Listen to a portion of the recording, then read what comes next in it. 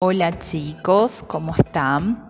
Yo soy la doctora Daisy Ríos, encargada de cátedra de la materia Histología en la Universidad Central del Paraguay. Voy a estar haciendo esta video aula en proyecto de ayuda, ¿verdad? Para aquellos alumnos que quieran estudiar así, de manera pausada, para aquellos alumnos que tienen alguna cierta dificultad en estudiar histología y en memorizar algunas láminas, ¿verdad?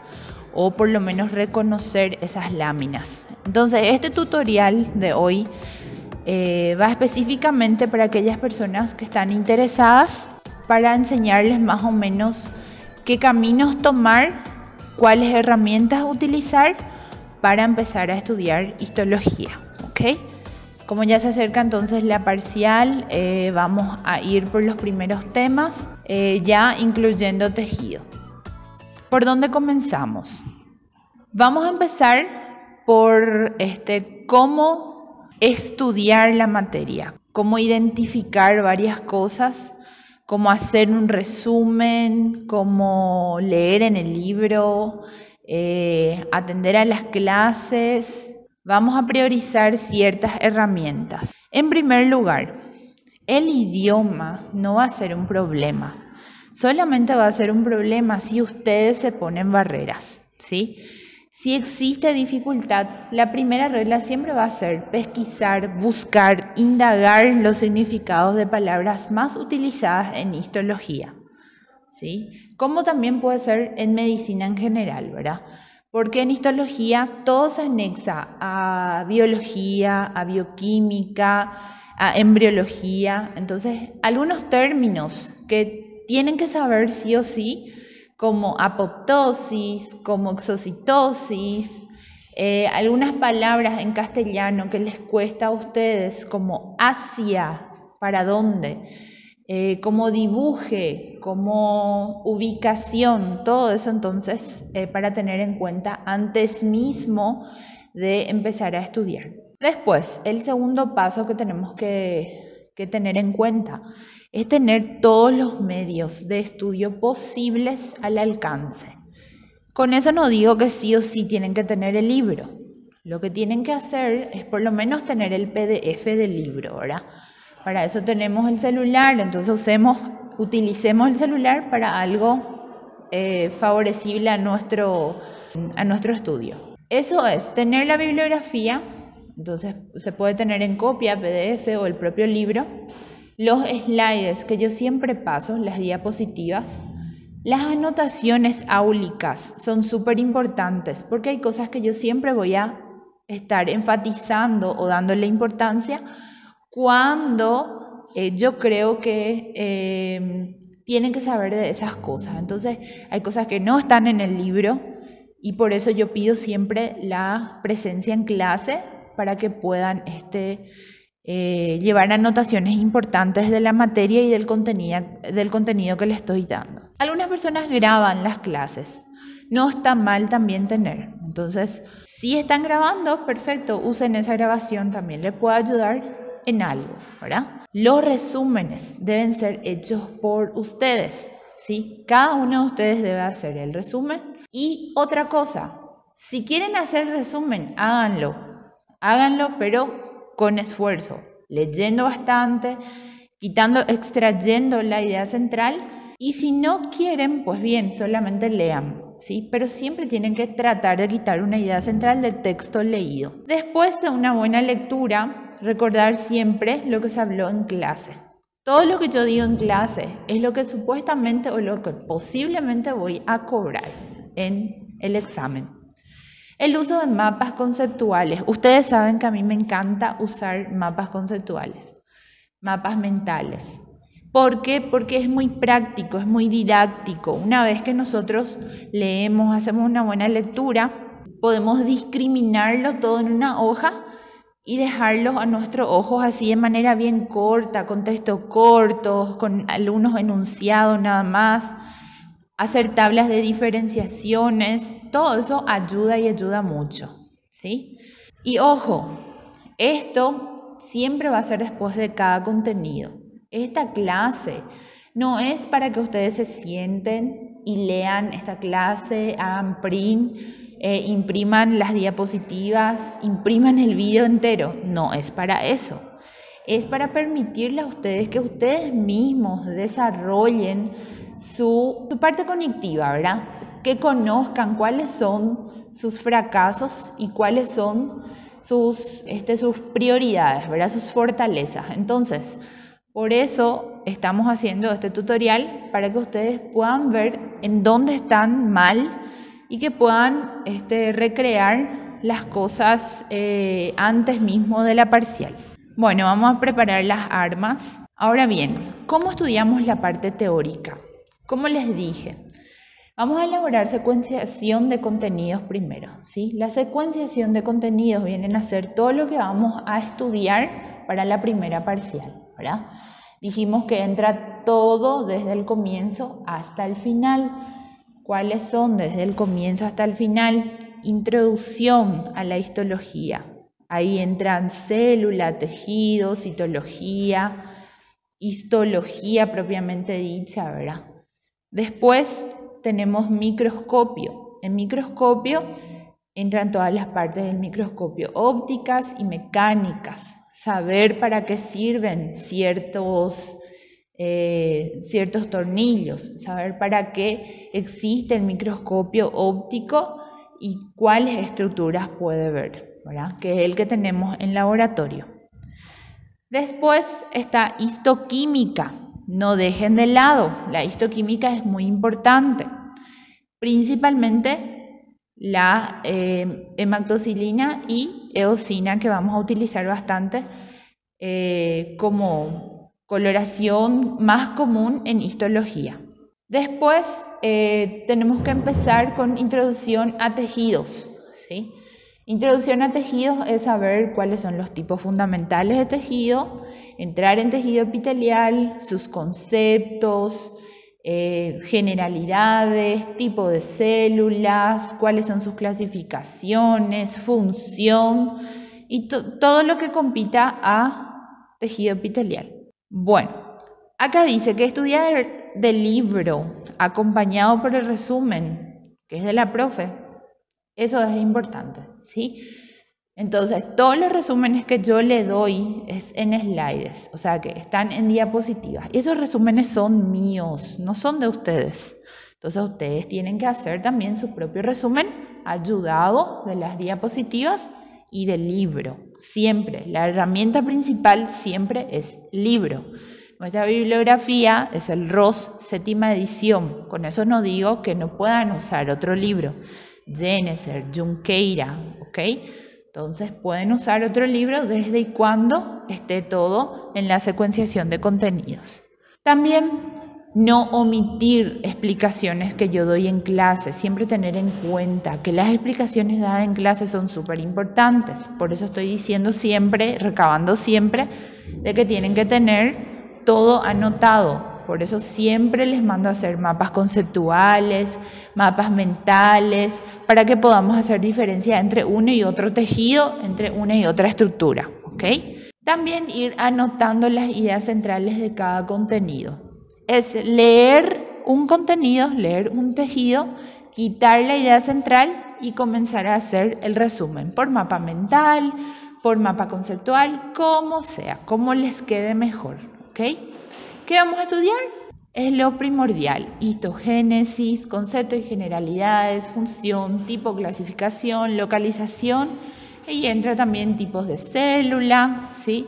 Todas esas cosas. Acá tenemos un ejemplo de un cuadro en donde está el tejido, que es el tejido epitelial, su función, sus tipos de tejido, ¿verdad?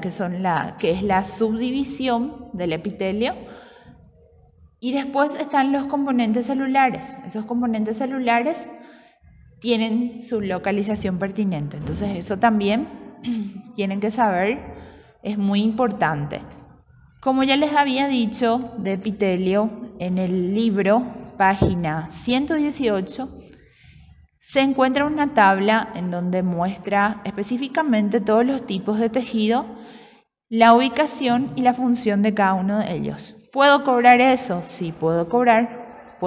Entonces hay que leer la página 118 del libro Ross. Después, ¿cómo estudiamos la parte práctica? La parte práctica, para empezar a mirar las láminas tenemos que empezar a imaginarnos prácticamente. Las láminas no son fácil de identificar, ¿sí? No son fácil cuando hay varias estructuras y cuando ya pasamos por varios tejidos y cuando ni siquiera tenemos noción de la teoría. No es fácil así, ¿sí? Entonces, siempre hay que saber de la teoría para ir a la práctica, ¿ok? ¿Cómo empezamos? Podemos empezar por algo bastante simple, dibujando estructuras semejante a lo que vemos, ¿verdad? Entonces empezamos a dibujar. Si vemos un epitelio real en una lámina, en una proyección, podemos empezar a dibujar. Dibujamos lo que vemos cómo son las células, su núcleo, su morfología y cómo ellas están organizadas, ¿verdad? Sobre qué están y hacia dónde están. También para reconocer los tejidos, no omitir, como les dije, la teoría, ¿sí? Si un epitelio se define por células muy organizadas, muy juntas, adyacentes, que se encuentran en superficie libre, reposando sobre una membrana basal, si el epitelio se define de esta manera, entonces en esta imagen la membrana basal, que se ubica prácticamente en el medio de dos tejidos, ¿verdad?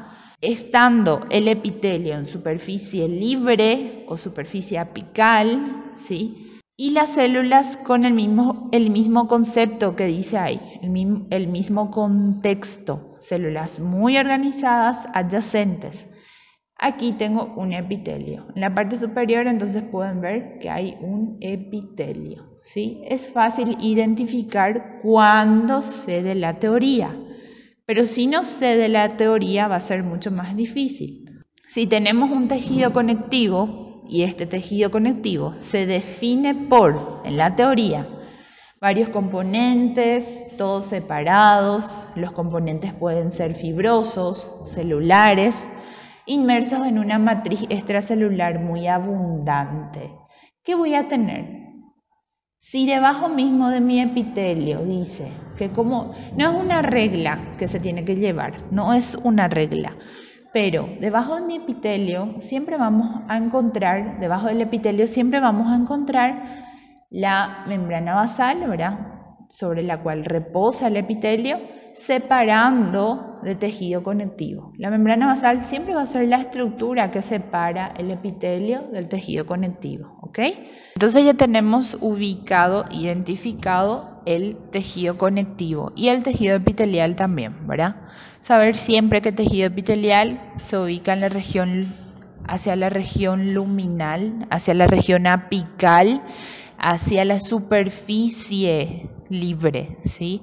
Eso saber siempre, termina siempre en superficie libre. Y siempre va a descansar sobre una membrana basal, ¿verdad? O lámina basal, como quieran llamarlo. Esa lámina basal o membrana basal siempre va a estar separando a tejido conectivo de tejido epitelial. No cabe dudas que sabiendo de la teoría es mucho más fácil diferenciar tejido epitelial de tejido conectivo, ¿sí? Una vez que se sabe de la teoría va a ser fácil identificar las láminas. ¿Y qué pasa cuando debo diferenciar entre epitelio de revestimiento y epitelio glandular? ¿Qué pasa en eso?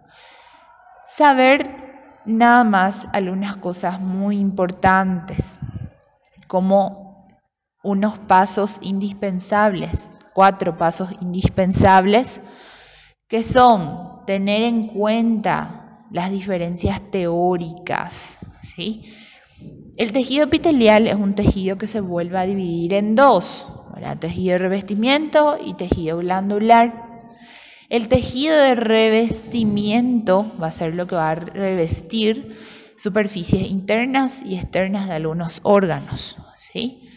Y el epitelio glandular va a ser el que está en función a órganos glandulares, endocrinos o exócrinos. ¿Okay? Entonces eso tenemos que tener en cuenta siempre. También saber la morfología celular de cada tipo celular, ¿sí?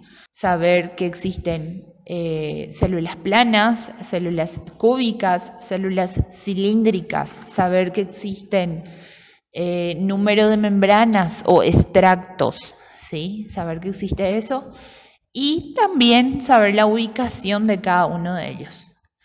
¿Por qué la ubicación ayuda? Porque sabiendo la ubicación y sabiendo qué órganos son glandulares, entonces queda más fácil identificar la lámina. Una vez que se sabe, ¿verdad?, en dónde están ubicadas, entonces queda un poquito más fácil identificar láminas. Pauta 3. Facilitar la identificación de láminas en epitelio. ¿Cómo lo hacemos?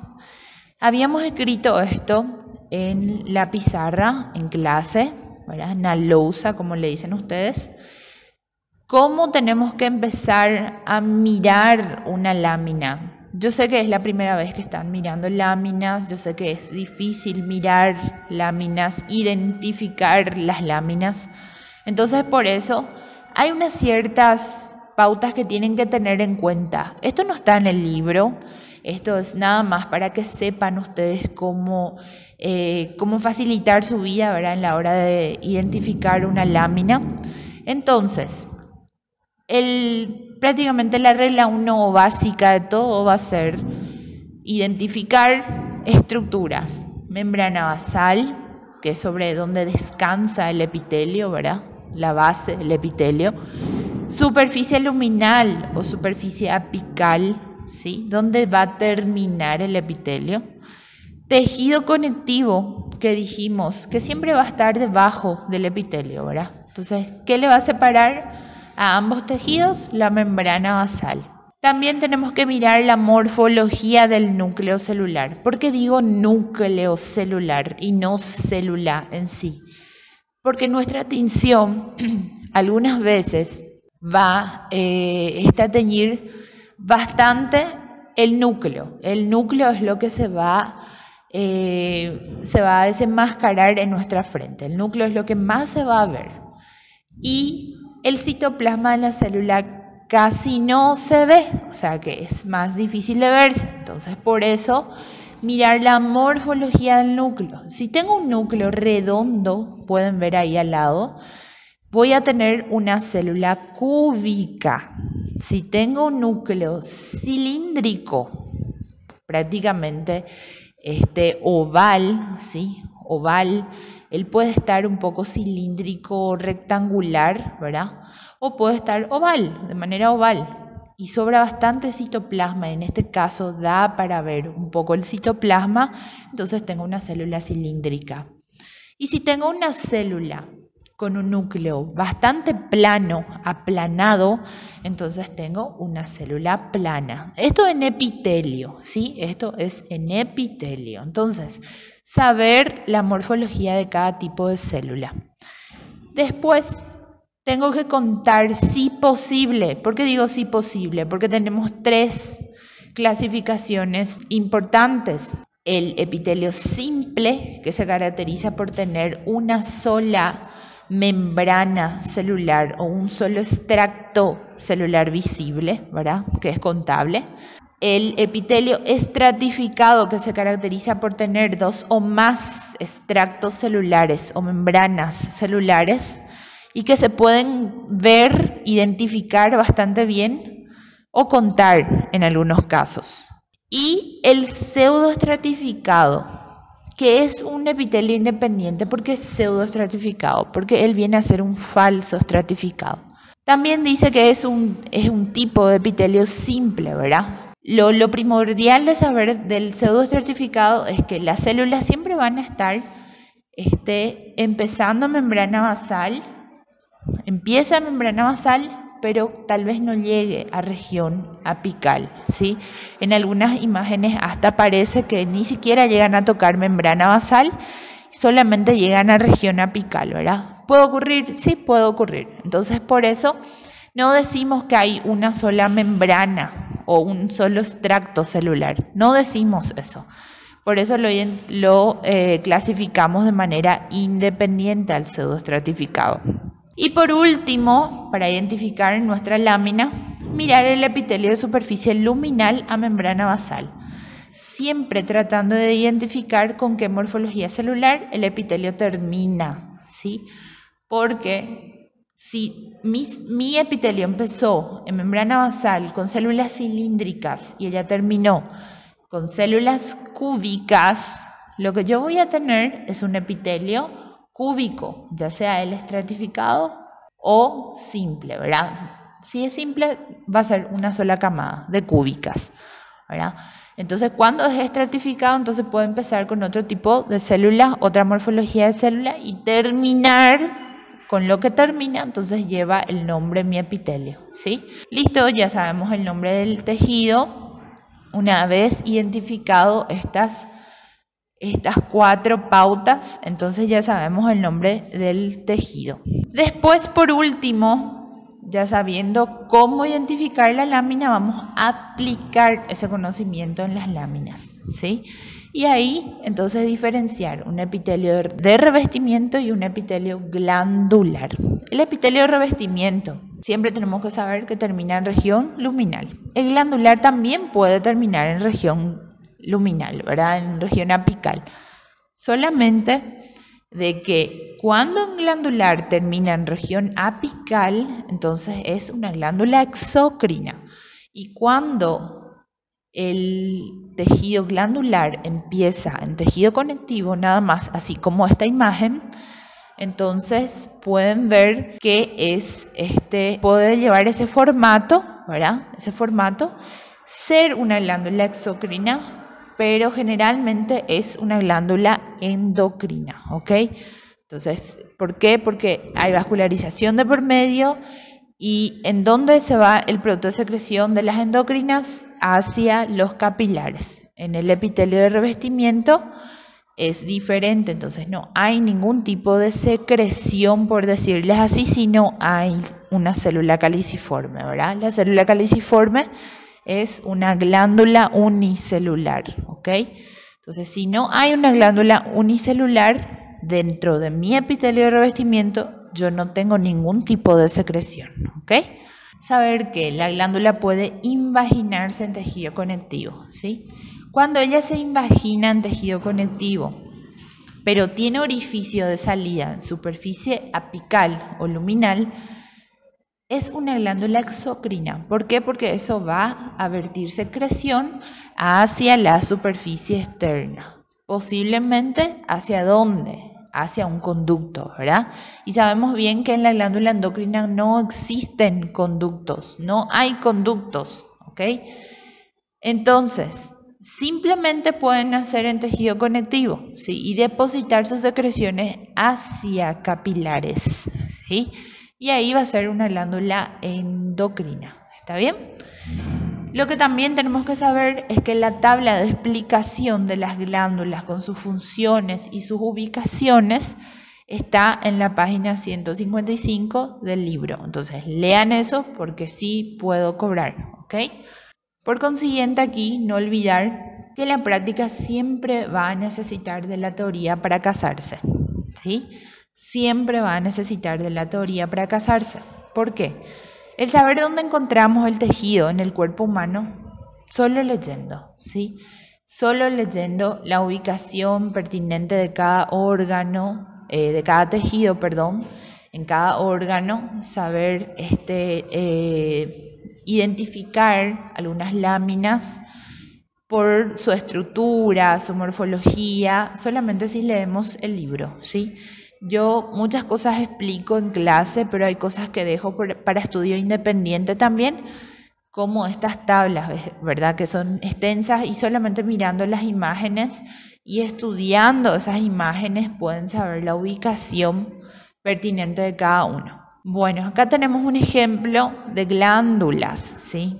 Las glándulas pueden ser de 3 tipos, ¿verdad? La verdad 2. Cuando ambos se mezclan, entonces surge el tercer tipo, ¿verdad? Que sería la anficrina o mixta. Y la glándula exócrina, ¿dónde la encontramos? Puede ser glándula mamaria, ese es un ejemplo, ¿sí? Hay otros lugares en donde podemos encontrar. ¿Por qué ella es una glándula exócrina? Porque ella hace proceso o secreción de metabolismo celular, proceso celular, ¿sí? El proceso celular que acontece acá, o el metabolismo celular que acontece acá en la glándula mamaria, es la secreción por modo apócrina, ¿sí? La secreción apócrina, en donde las células pierden su parte citoplásmica apical, y eso se va como secreción hacia los conductos, ¿sí? Entonces la glándula mamaria es una glándula exocrina por ese motivo, ¿sí? Glándula endocrina. Ejemplo, tiroides, ¿sí? La glándula tiroides es un órgano que produce hormonas, ¿sí?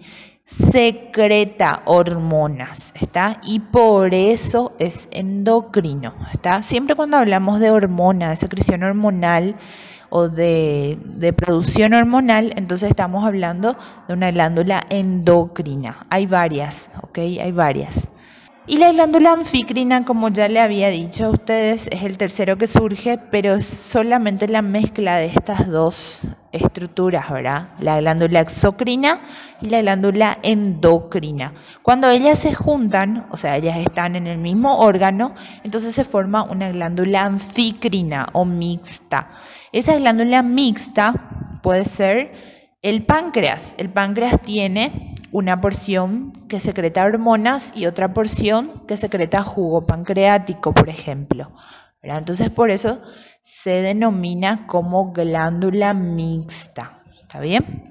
Bueno, ya vamos terminando con epitelio, ¿sí? Para terminar de estudiar, o sea, terminar de aprender a estudiar epitelio, ¿verdad? Porque es fácil, solo que hay cosas que hay que entender antes de empezar a estudiar. Entonces, como la mayoría de ustedes son brasileños, el idioma tal vez les sea una presa medio difícil, ¿verdad?, de dilucidar. Entonces, este tutorial sirve para eso, justamente, para que vean ¿cómo ustedes tienen que hacer para estudiar? La mayoría se desespera, la mayoría viene y pregunta siempre, ¿verdad? Pero ¿cómo hago? ¿Cómo yo no consigo? Yo no puedo. Y no es bien eso. Es solamente sentarse con paciencia, empezar a leer, ¿verdad? Tampoco se le puede dar el chupetín en la boca, como se dice, ¿verdad? Entonces, por eso tienen que saber que hay que leer bastante. Histología no es una materia fácil. Es complicadita, pero hay que leerla porque es una materia requisito del primer año de medicina. Bueno, entonces acá tenemos dos láminas. Vamos a aplicar un poco todo lo que vimos acá anteriormente. Tenemos una lámina de epitelio de revestimiento y otra lámina glandular, ¿verdad? La imagen de la izquierda, la lámina de la izquierda, muestra un epitelio cilíndrico simple. ¿Cómo yo voy a saber que es un epitelio cilíndrico simple? Vamos a llevar en cuenta aquellas 4 pautas que dijimos. Vamos a mirar superficie apical, membrana basal y tejido conectivo. ¿Identifiqué eso? Fácil, bien. Después vamos a mirar morfología del núcleo. Acá da para ver exactamente bien cómo son las células. Son cilíndricas, ¿verdad? Los núcleos son ovalados, casi descentralizados, están más hacia la base, hacia la membrana basal. Entonces tenemos una célula cilíndrica, o sea, varias células cilíndricas, ¿verdad? Tenemos que contar el número de membranas, de extractos, de camadas, como le dicen ustedes, si posible. Acá hay solamente una membrana, entonces es fácil también de contar. Y ahí tenemos entonces un epitelio cilíndrico simple. Aquí es fácil, no hace falta ni siquiera mirar de arriba para abajo, como yo siempre les digo a ustedes. Ese requisito de mirar de arriba para abajo, de superficie apical a membrana basal, lo utilizamos más en tejido epitelial estratificado, ¿ok? Siempre más en estratificado, ¿por qué? Porque vemos varias membranas de células y no sabemos, algunas veces no sabemos cómo el epitelio se va a llamar porque no sabemos qué tipo de morfología es la que predomina en el tejido, ¿verdad? Entonces, es fácil al mirar de superficie apical a membrana basal, es solamente de cómo termina el epitelio, ponerle el nombre al tejido y ya está, ¿ok? En la imagen de la derecha tenemos un epitelio cilíndrico simple con células caliciformes, ¿sí? Este epitelio, él tiene ahí sus células caliciformes súper bien visibles, ¿verdad? Pueden ver que es bastante grande y que en ese mismo momento estaba haciendo secreción hacia superficie apical, ¿verdad? Es un epitelio que tiene entonces elementos unicelulares, ¿verdad? Que son las células caliciformes, son glándulas unicelulares. Ellas también están entre epitelio, ¿sí? También descansan sobre membrana basal, ¿ok? Y el producto de secreción, la versión de secreción, siempre va a ir a superficie apical, ¿ok? Es un epitelio cilíndrico simple con células caliciformes. ¿Está bien? Bueno, entonces, fácil epitelio una vez que se sabe la teoría. Adopten esto como regla. Si no saben la teoría, es imposible saber las láminas. Tienen que saber de la teoría para casarse con las láminas, con la parte práctica, ¿ok? Entonces dejo este material para ustedes con mucha preocupación de que lo estudien, de que lleven en cuenta, ¿por qué? Porque hay personas que realmente no saben cómo empezar a estudiar. Entonces, espero que este material les ayude en algo. También les voy a pedir otra cosa para que puedan acompañar el canal, seguir para el canal, para que siempre puedan estar atentos a los tutoriales que voy a ir desarrollando toda vez y cuando pueda, ¿ok? Vamos a estar haciendo este tipo de tutorial para que pueda ayudarles en algo. Muchas gracias.